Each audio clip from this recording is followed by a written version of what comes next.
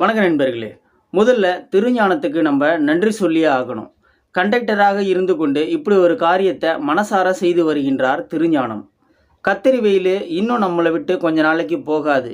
காலங்காலத்தாலேயே வியர்த்து வழியும் நிலைமை ஏற்பட்டுள்ளது. மற்றொரு பக்கம் குடிக்கிற தண்ணீருக்கு பஞ்சம் வந்து கொண்டு இருக்கின்றது. இந்த நேரத்தில் பொதுமக்களுக்கு ஒரு அரிய சேவை செய்து வருகின்றார் கண்டக்டரான திருஞானம்.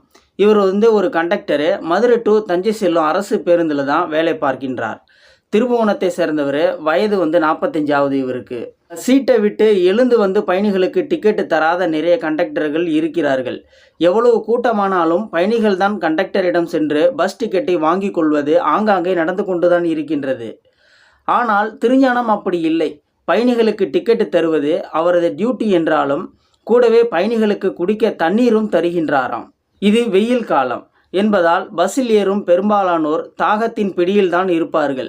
அதற்காக எல்லாராலும் வாட்டர் பாட்டில் தூக்கி கொண்டு போகவும் முடியாது. இது மாதிரியான பயணிகளுக்கு தான் குடிக்க தண்ணீர் தருகிறாராம் திருஞானம். அதுவும் தினமும் 60 லிட்டர் வரை இலவசமாக தண்ணீர் விநியோகம் செய்கின்றாராம். தினமும் காலையில் கிளம்பி அவர் டியூட்டிக்கு போகிறதுக்கு முன்னாடி வாட்டர் கேனை எல்லாத்தையும் சுத்தம் பண்ணிவிட்டு அதில் தண்ணி எல்லாம் நிரப்பிட்டு அதை ஒரு பேக்கில் போட்டுக்கிட்டு அவர் டியூட்டிக்கு கிளம்பிடுவாராம். அதுக்கப்புறம் அங்கே சக பயணிகள்கிட்ட டிக்கெட்டு எல்லாத்துக்கிட்டையும் எடுத்ததுக்கப்புறம் அவர்கிட்ட இருக்கிற வாட்டர் கேனை காமிச்சு, பயணிகளுக்கு யாருக்காக இருந்தாலும் தாகம் இருந்தால் என்கிட்ட தண்ணி இருக்குது, வாங்கி குடிச்சிக்கலாம், உங்கள் தாகத்தை போக்கிக்கலாம் அப்படின்னு சொல்லிடுவாராம். இந்த காரியத்தை பார்த்த அந்த பஸ்ஸில் சென்ற ஒருவர் ஃபோட்டோ எடுத்து தனது ட்விட்டர் பக்கத்தில் பதிவிட்டிருக்காரு.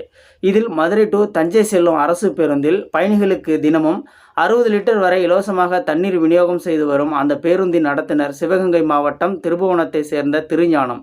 அவருக்கு வயது 45. தாகம் தீர்க்கும் தங்க குணம் நற்செயல் நெஞ்சை நெகிழ வைக்கின்றது, வாழ்த்துக்கள் அண்ணா என்று பதிவிட்டிருக்காரு. இந்த பதிவை பார்த்து தான் பலரும் அவரை பாராட்டிட்டு வராங்க. இந்த வீடியோ பார்த்துட்டு இருக்கிற நீங்கள் இந்த வீடியோ பற்றின கருத்துக்களை கீழே இருக்கிற கமெண்ட் செக்ஷனில் மறக்காமல் சொல்லுங்கள். வீடியோ பிடிச்சிருந்தா ஒரு லைக் பண்ணிக்கோங்க. இந்த வீடியோ முடிஞ்ச அளவுக்கு மற்றவங்களுக்கும் ஷேர் பண்ணுங்கள். அப்படியே நம்ம சேனலை சப்ஸ்கிரைப் பண்ணிக்கோங்க. மறக்காமல் பெல் சிம்பிளையும் கிளிக் பண்ணிக்கோங்க. நன்றி, வணக்கம்.